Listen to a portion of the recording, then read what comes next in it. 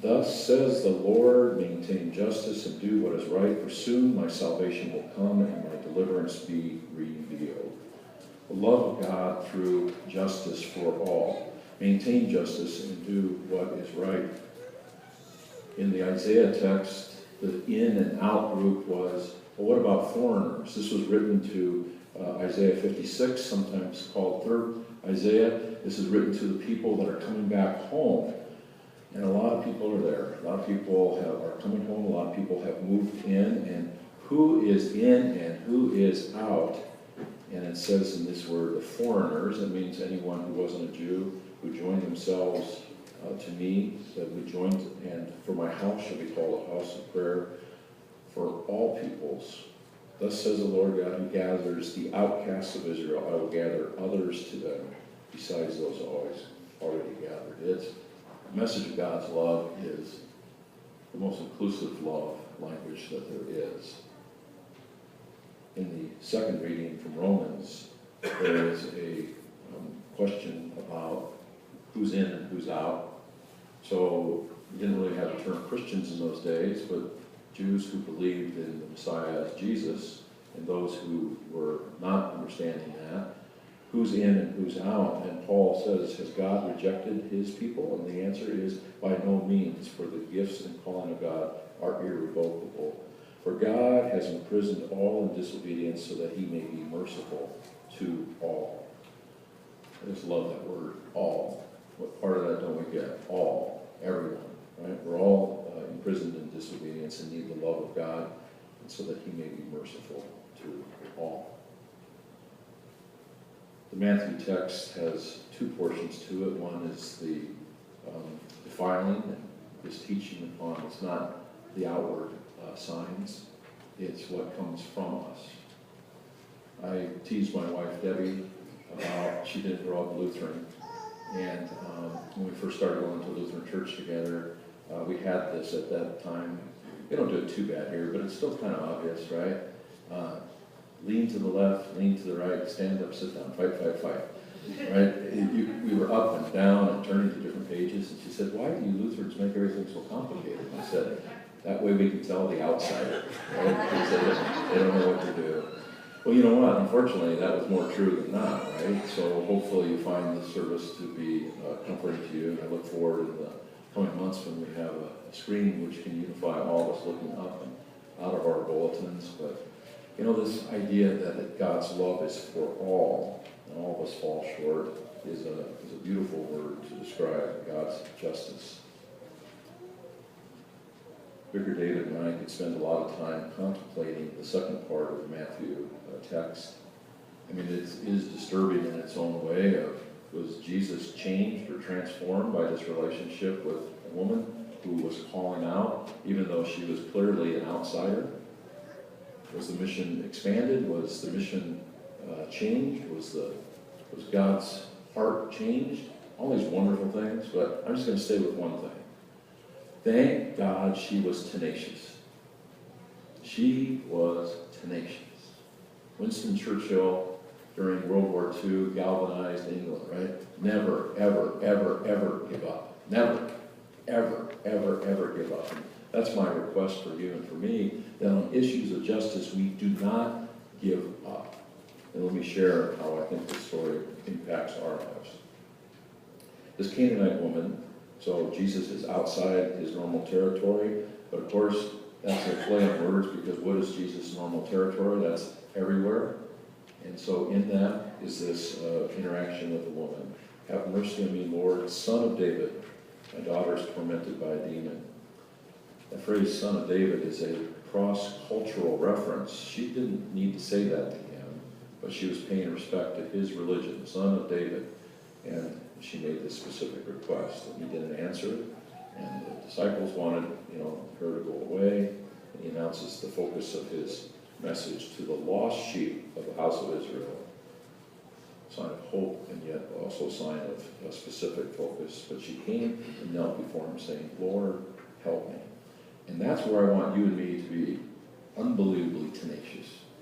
That in the problems of our society is that we go back to this simple, profound, Lord, help me, help us, help our country. Lord, help us to be just and to do what is right. We don't need to let up on that request.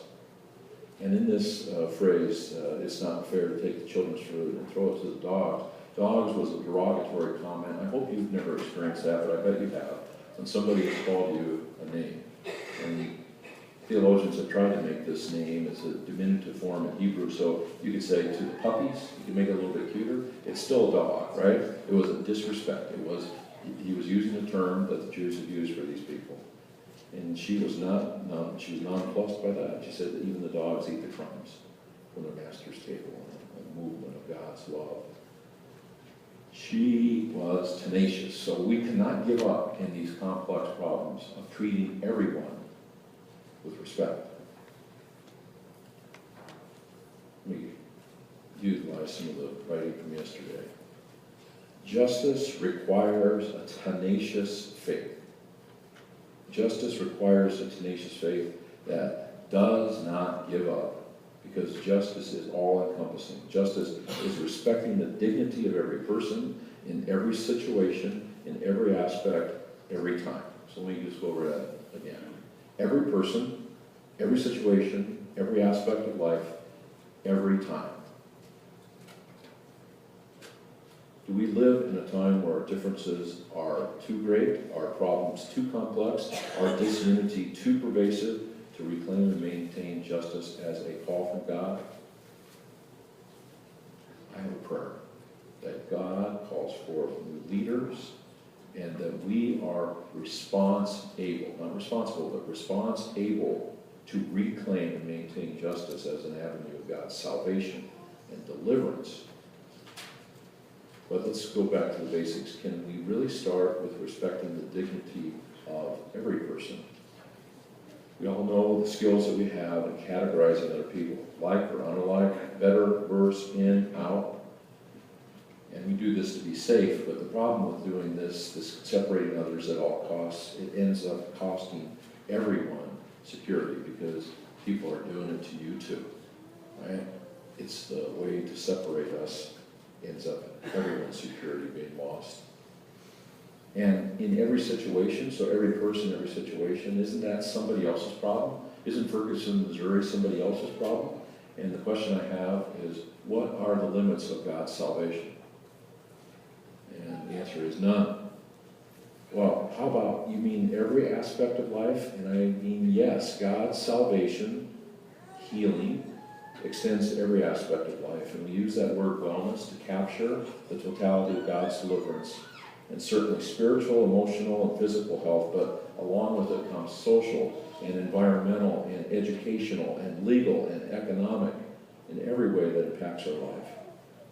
Is such an expansive vision simply overwhelming, or is it God's creative call to the church to be creatively engaging in ministry? And I think that is. I think this is a wake-up call for our church to be creative in justice. And then every time, isn't that just a baggage of perfectionism, or could it be a revelation? Could it be a prophetic revelation of what God's deliverance means? This sense of respect for every person in every situation, in every aspect of life, every time. I have to admit that I was scared by a phrase which was, no justice, no peace. Perhaps you heard that this week. Is that simply a threat of retaliation, or a prophetic warning to seek God's mercy with a renewed call to maintain justice and do what is right? After the first service today, someone said, N-O justice, N-O peace, and reframed it, which is K-N-O-W, right? No justice, and then K-N-O-W, no peace. And that's a nice transformation of this. I've seen that before, and that's hopeful to me. But this is the peace that's only known through God.